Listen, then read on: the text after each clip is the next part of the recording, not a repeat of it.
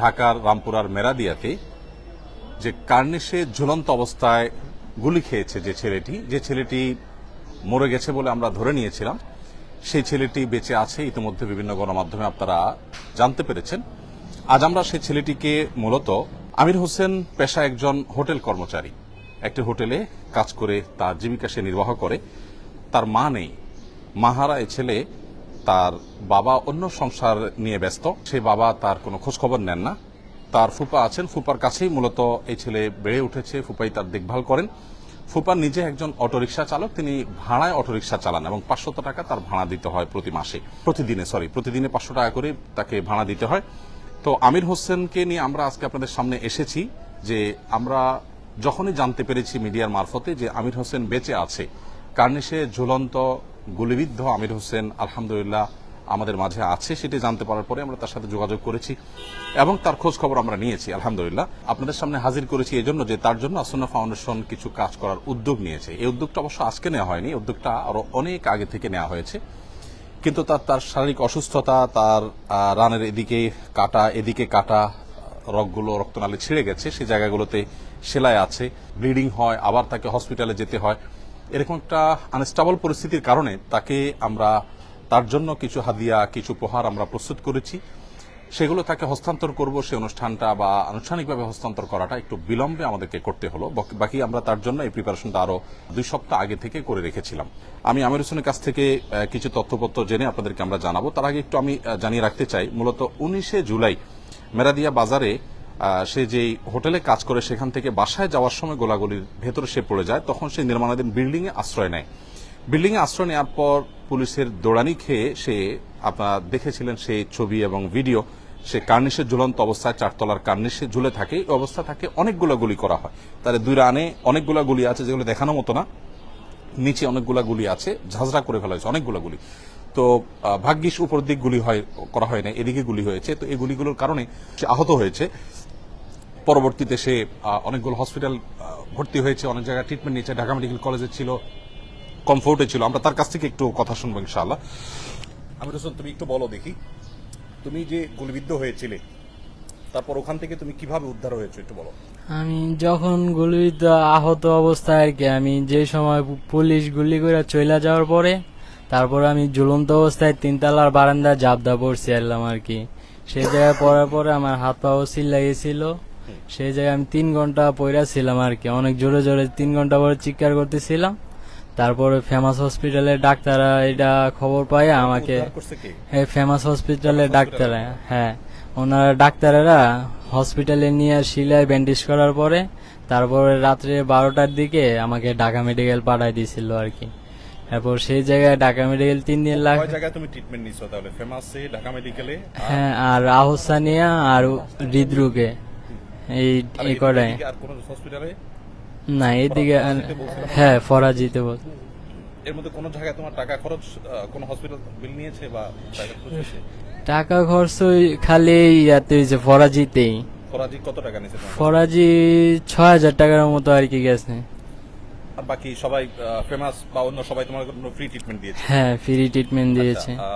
তোমাকে বোধহয় কেউ অর্থ সহায়তা করেছে অল্প বিস্তর, আর এর বাইরে তুমি নিজে তো হোটেলে এখন আপাতত কাজ করে খাওয়া তোমার জন্য সম্ভবপর হবে না।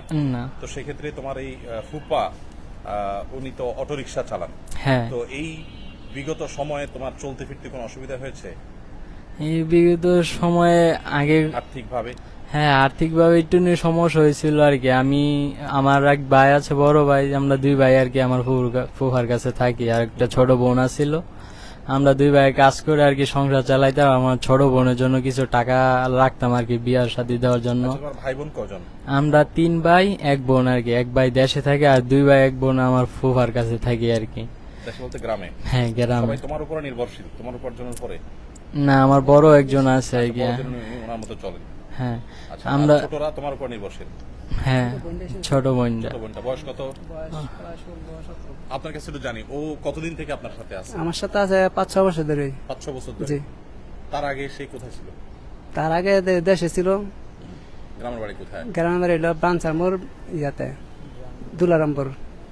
মানে ব্রাহ্মণবাড়িয়া ব্রাহ্মণবাড়িয়া জেলা থানা বাঞ্চানপুর। বুঝতে পারছি। এখন আপাতত আপনার এখানে আছে। জি, আবার তখন আমার কাছে আছে। মাশাআল্লাহ। আপনি যে অটো রিকশা চালান সেটা কতদিন থেকে চালাচ্ছেন? আমি চালাতেছি অটো রিক্সা মনে যে 7-8 বছর ধরেই।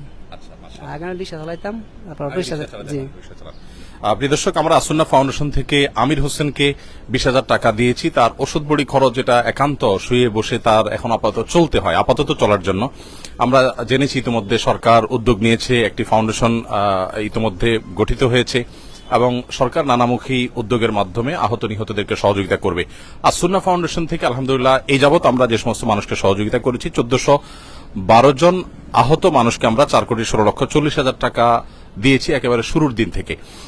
এর মধ্যে বিশেষভাবে আমরা আমির হোসেনকে 20,000 টাকা দিয়েছি টুকটাক তার ওষুধ খরচ বা চলাফেরার জন্য, সংসার চালানোর জন্য, এবং তার ফুপ্পার উপরে সে যেহেতু নির্ভরশীল তাকে আমরা একটা অটোরিকশা দিচ্ছি। এই অটোরিকশাটা আমাদের তার জন্য আমরা কিনেছি। এটাতে 1,27,000 সামথিং, 1,27,700 টাকা খরচ হয়েছে।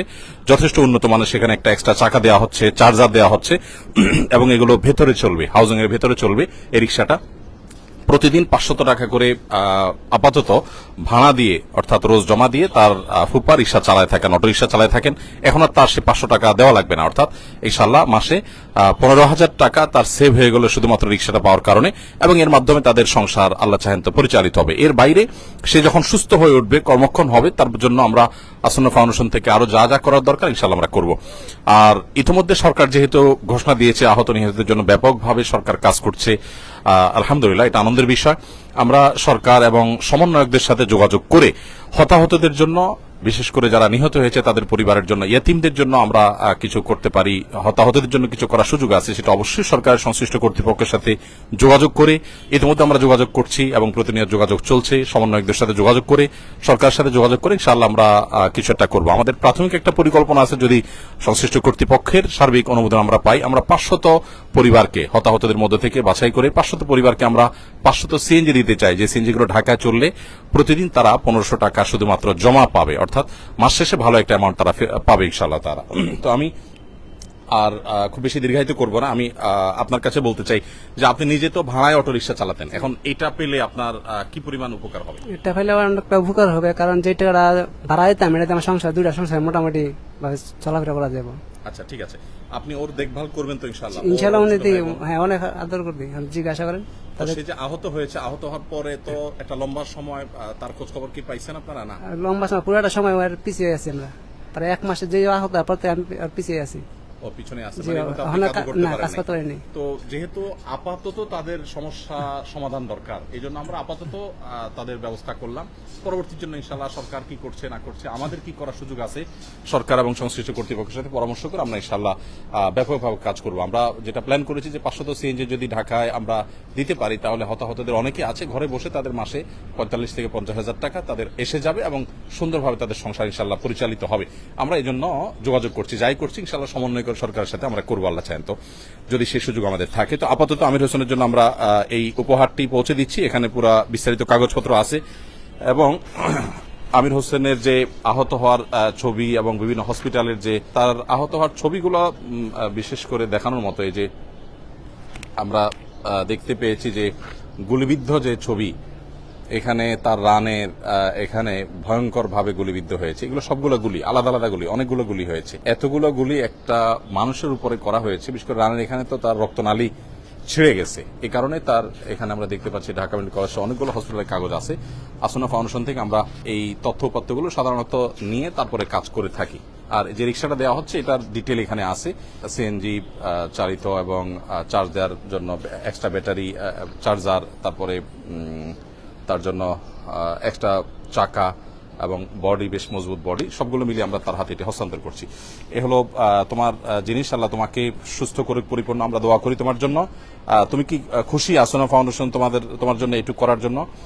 এরপরও যদি তোমার কোনো প্রয়োজন হয়, যেহেতু তোমার বাসা এখানে পাশেই, আমাদের প্রসঙ্গত ওনারা আমাদের প্রতিবেশী, ফাউন্ডেশনের একেবারে অফিসের কাছে, যার কারণে তাকে আমরা বিশেষভাবে একটু যত্ন নেওয়ার চেষ্টা করছি এবং তার সাথে যোগাযোগ করাটা আমাদের জন্য সহজ হয়েছে। আরো কোনো প্রয়োজন হলে তুমি জানবা, আমাদেরকে যোগাযোগ করবা ইনশাআল্লাহ, ঠিক আছে? আর সরকার তরফ থেকে তোমার জন্য এবং অন্য যারা আছে তাদের জন্য যা যা করার সেটা তো তারা করছেন, সেটাও যাতে তুমি পাও। আমাদের কোনো সহায়তা দরকার হলে যোগাযোগ করা, দরখাস্ত করে দেওয়া, সেগুলো আমরা করবো ইনশাআল্লাহ, ঠিক আছে?